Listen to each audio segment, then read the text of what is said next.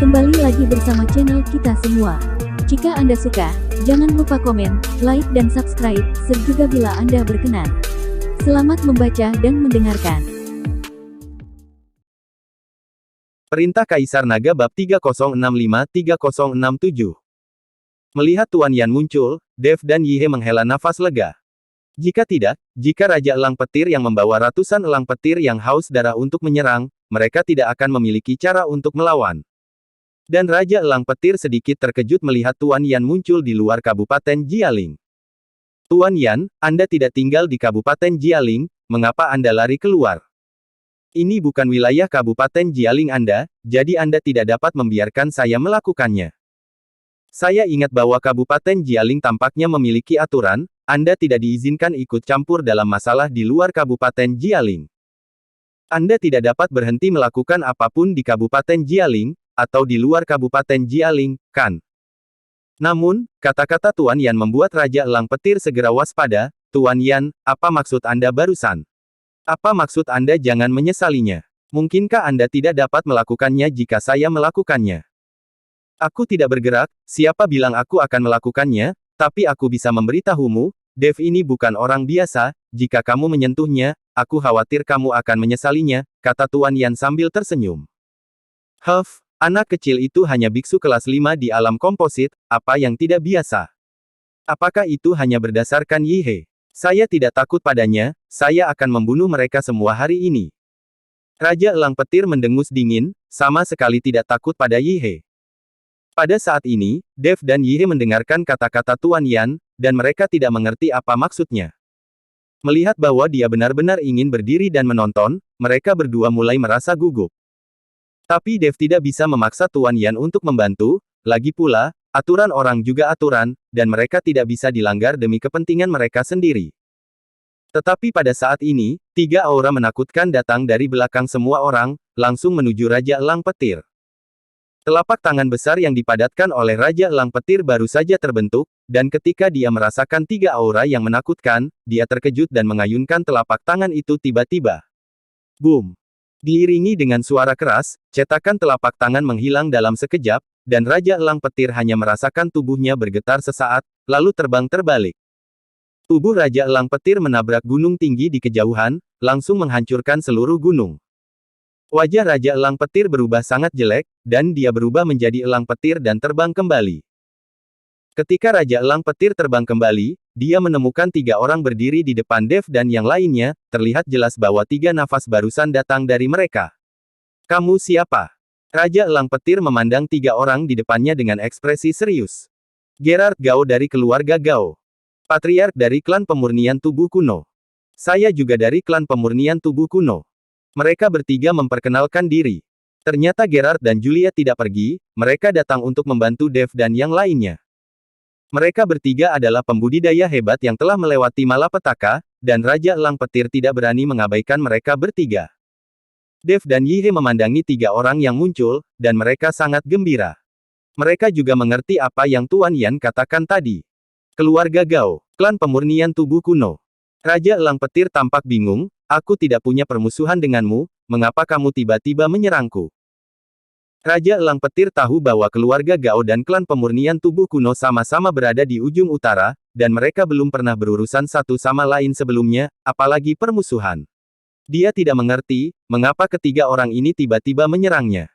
Kami tidak memiliki keluhan, tapi kami tidak bisa duduk diam ketika Anda menyerang Tuan Chen. Kata Gerard. Tuan Chen. Raja Elang Petir terkejut sesaat, tetapi dengan cepat mengalihkan perhatiannya ke Dev, maksudmu Dev ini? Mendengar ini, wajah Raja Elang Petir menjadi hijau. Dia tidak pernah menyangka bahwa Dev, seorang kultivator kelas 5 di alam komposit, akan baik-baik saja jika untuk menangani bahkan dengan bantuan Kaisar Iblis seperti Yihe. Tapi saya bahkan tidak ingin keluarga Gao dan keluarga pemurnian tubuh kuno muncul, bagaimana saya bisa melakukan ini? Bisakah balas dendam ini dibalas? Raja Elang Petir berkeringat dingin. Melihat Gerard dan yang lainnya, biksu hebat yang telah melewati lintasan kesengsaraan, dan Yihe juga seorang biksu hebat yang telah melewati lintasan kesengsaraan. Jika keempat orang ini bekerja sama, mereka akan mengubah dirinya menjadi sampah dalam hitungan detik. Awalnya mereka berada di atas angin, dan mereka ingin membalas dendam dari Dev. Tapi sekarang, dia langsung dirugikan, bahkan yang hancur. Raja Elang Petir, aku memperingatkanmu barusan, kamu akan menyesalinya, tetapi kamu tidak percaya, apakah kamu percaya sekarang? Tuan Yan bertanya pada Raja Elang Petir dengan tatapan main-main. Wajah Raja Elang Petir sangat jelek, jadi dia hanya bisa mengangguk dengan penuh semangat. Sekarang dia mempercayainya, benar-benar mempercayainya. Tetapi bagaimana jika Anda mempercayainya? Jika Dev membuat masalah saat ini, dia mungkin tidak punya tempat untuk melarikan diri. Memikirkan elang guntur yang haus darah ini, memikirkan buah guntur langitnya, Raja Elang Petir menyesalinya. Ambil dan ambil, mengapa repot-repot memaksa satu sama lain untuk membalas dendam? Faktanya, sisa buah guntur langit sudah cukup baginya untuk perlahan-lahan menembus kesengsaraan dan maju ke alam Mahayana. Sekarang semuanya sudah berakhir, balas dendam belum terbalaskan, dan takdir akan segera tertangkap. Melihat ekspresi gugup dan ketakutan Raja Elang Petir, Tuan Yan tersenyum ringan, lalu menatap Dev dan berkata, Dev, bisakah kamu menghormati wajahku? Mari kita lupakan masalah ini. Ada pepatah bahwa musuh harus diselesaikan daripada diikat. Semuanya diputuskan oleh Tuan Yan, belum lagi buah guntur langit yang saya petik pertama, saya yang membuat kesalahan lebih dulu. Kata Dev dengan tenang. Mendengar kata-kata Dev, Raja Elang Petir, yang memiliki wajah penuh penyesalan, tiba-tiba menyala. Menilai dari apa yang dimaksud Dev, dia mungkin tidak berniat mengejarnya lagi. Raja Elang Petir, Anda juga mendengarnya. Saya akan mengurus masalah ini. Lupakan saja balas dendam Anda berdua. Jika pertarungan berlanjut, itu tidak akan bermanfaat bagi Anda berdua. Tuan Yan berkata kepada Raja Elang Petir. Tuan Yan benar, saya sedikit pelit tentang masalah ini, dan saya tidak akan mengejarnya di masa depan. Raja Elang Petir buru-buru setuju. Pada saat ini, dia benar-benar dirugikan. Jika dia tidak setuju, nyawanya mungkin akan hilang. Oke, karena kamu setuju, maka masalah ini selesai, tapi ingat, jika kamu menyusahkan Dev karena ini, jangan salahkan aku karena bersikap kasar, lagi pula, aku yang menjamin masalah ini. Tuan Yan tiba-tiba berkata dengan dingin. Tidak, sama sekali tidak ada masalah, Raja Elang Petir menyeka keringat dingin dari dahinya, dan buru-buru menggelengkan kepalanya dan berkata. Kamu bisa pergi. Tuan Yan melambaikan tangannya. Raja Elang Petir tidak berani tinggal lebih lama, dan terbang dengan ratusan elang guntur yang haus darah. Pada saat ini, di udara, sebuah kapal terbang perlahan mendekat, itu adalah kapal terbang Sekte Terbang, datang untuk menjemput Yulian. Setelah mengucapkan selamat tinggal lagi, Dev memimpin Yihe dan yang lainnya menuju pesawat. Trevor Si keluar dari pesawat, dia ada di sini untuk menjemput Yulian. Tapi ketika Yulian melihat pesawat di depannya, ekspresinya menjadi sangat jelek. Saya melihat bahwa pesawat ini tidak besar, hanya dapat menampung selusin orang, dan terlihat sangat tua. Sebagai putra tertua dari Sekte Terbang, Yulian merasa malu menggunakan pesawat semacam ini untuk menjemputnya. Penatuasi, apa yang terjadi?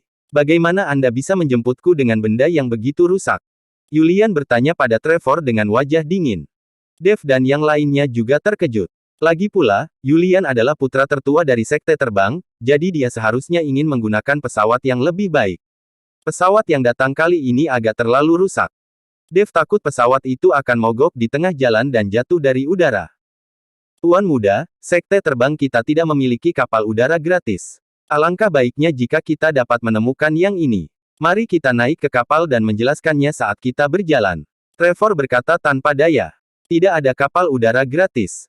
Apakah bisnis begitu sibuk akhir-akhir ini? Yulian tampak terkejut, tidak ada festival besar sekarang, jadi bagaimana bisa ada kapal udara sebanyak itu? Biasanya tidak ada hal-hal penting, dan hanya sedikit orang yang membuat kapal udara, lagi pula koin roh diperlukan. Beberapa pembudidaya nakal sudah memiliki sedikit sumber daya, dan bahkan lebih tidak mungkin mengeluarkan koin roh untuk membuat kapal udara.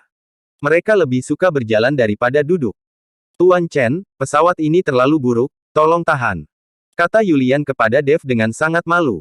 Menggunakan pesawat lebih baik daripada berjalan, ayo naik. Setelah Dev selesai berbicara, dia masuk lebih dulu. Queenie dan Juliet tampak sedikit bersemangat, lagi pula, ini pertama kalinya mereka naik pesawat. Setelah naik pesawat, pesawat mulai perlahan dan mulai terbang menuju Sekte Terbang. Yulian menoleh ke Trevor dengan wajah dingin dan bertanya, sekarang saatnya menjelaskannya padaku. Trevor melirik Dave dan yang lainnya, dan sepertinya menyembunyikan sesuatu. Katakan, Tuan Chen bukan orang luar. Kata Yulian dengan dingin.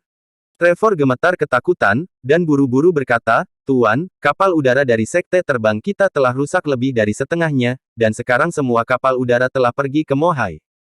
Apa? Yulian tiba-tiba berdiri, rusak lebih dari setengahnya. Apa yang terjadi? Mengapa Anda pergi ke Mohai? Bukankah itu zona larangan terbang? Di Mohai tiba-tiba ada gelombang besar, dan saya mendengar banyak harta mengalir keluar, dan beberapa orang menemukan harta karun di Mohai, begitu banyak orang bergegas ke Mohai. Tuan menambahkan rute ke Mohai, tetapi ada orang yang menembus awan. Menyeberangi area dan menyerang pesawat kami, menyebabkan banyak pesawat kami jatuh dan dirampok.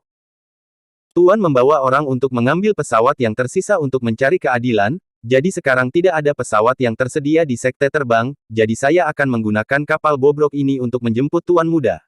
Trevor mengikuti Ji dengan hati-hati, kata awan itu. Bersambung.